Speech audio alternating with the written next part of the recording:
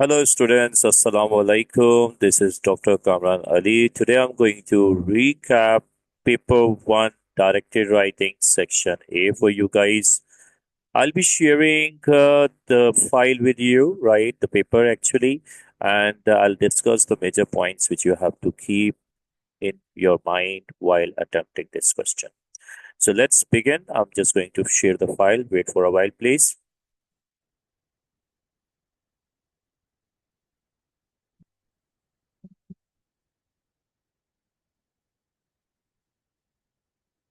All right.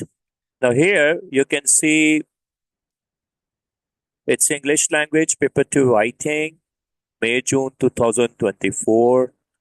The code is 1123 and the variant is double two. You will have 2 hours to attempt that paper. There are two sections. Section A, answer question one. Section B, answer one question.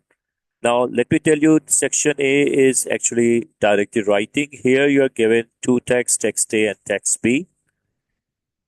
Now, if we start reading uh, these texts, right, we'll come to know that actually these texts are the arguments in favor and against zoos. Let me read the first one, and I believe you guys are paying attention. Why? Because later I'll be showing you the sample answer. So if you listen to this video, you'll be able to understand whatever I'm going to share with you guys in the next video, right? I'm going to share a sample answer for this question. Keep that thing in mind. Okay, nothing is better than a trip to the zoo. It is a great chance to see lots of animals that you might not be able to see in the wild without expensive overseas travel. Now, what you're supposed to do when you're reading, you are going to look for the arguments, right, given in the text. For example, in this from the very first sentence, right, we have come to know that this person is favoring, yeah, it's favoring trip to the zoo, right? And it says that nothing is better than a trip to the zoo. It is a great choice to see lots of animals that you might not be able to see in the wild without expensive overseas travel. So this means expensive overseas travel, right? Okay, is the point which favors why we should be visiting zoos. So you are going to just simply note down the points, right, which the writer has presented in its favor, right? And even the points we where we see that okay, they can be used against, you know, the other side uh, that is safari parks, and that is like instead of going to the zoo, we should keep the animals in the wild and all that, which is the topic of the next text or the text given just beside that, right? Which is Raj's arguments, right? And Santina's arguments. That's what we are actually reading at the moment. Now, compared to many other family activities, it is a great value for money. So, value for money is another point because you can spend all day there and it's fun too. This is another point. So, you keep on noting down the points when you're reading, right? The zoo is also a great place for a school trip because activities can be linked to what is being studied in class.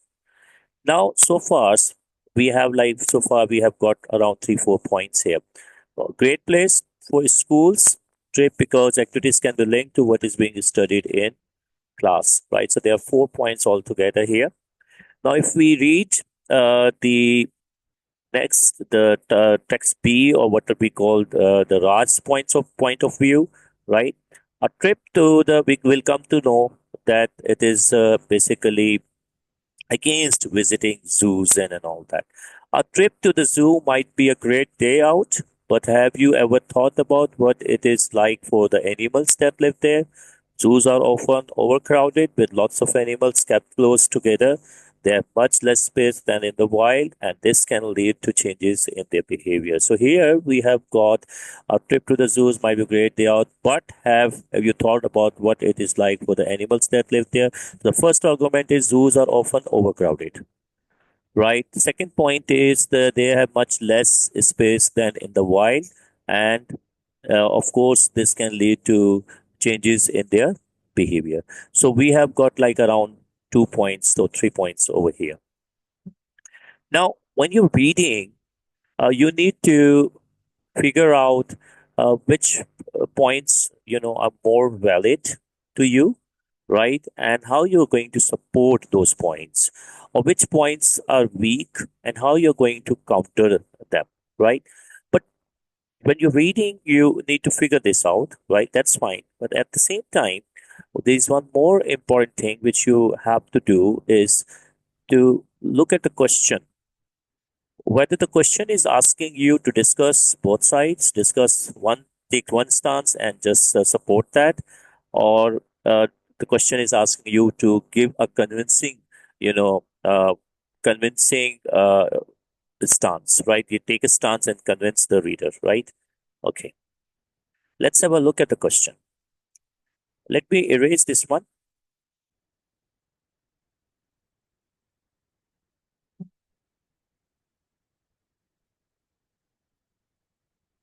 You have read two comments about zoos on an online blog. You have been asked to take part in a classroom debate on whether or not zoos should be banned.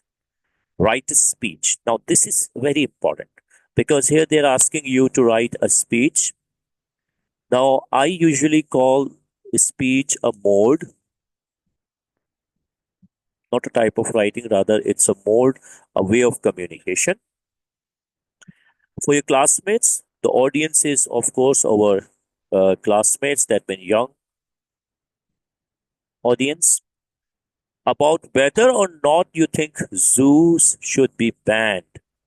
Whether or not basically is asking you to take a stance, right? So here I believe that this is an argumentative writing, right? Okay, please ignore my writing because I'm not used to writing with this pen. Okay.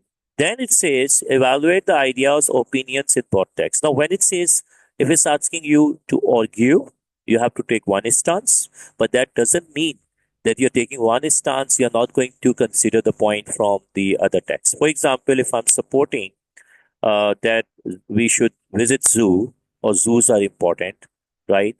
Then I'm also going to consider some negative points given in the other text and answer those negative points.